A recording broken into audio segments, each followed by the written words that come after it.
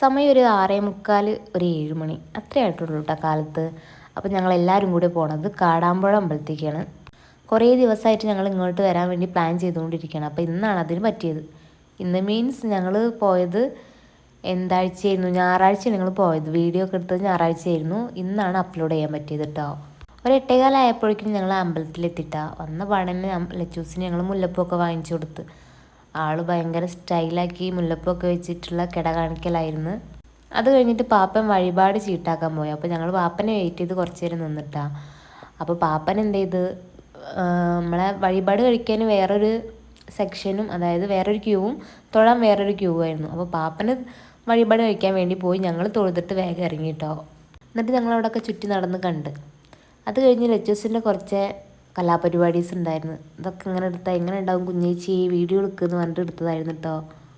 എവിടെ പോയാലും ഞങ്ങളെ പെട്ടെന്ന് ഐഡൻറ്റിഫൈ ചെയ്യൂട്ടാ. കാരണം ഞങ്ങളിങ്ങനെ വർത്തമാനം പറഞ്ഞുകൊണ്ടേ ഇരിക്കുന്നുണ്ടായിരുന്നു. അമ്പലത്തിലായതുകൊണ്ട് അതിന് കുറച്ച് കുറവുണ്ടായിരുന്നു കേട്ടോ.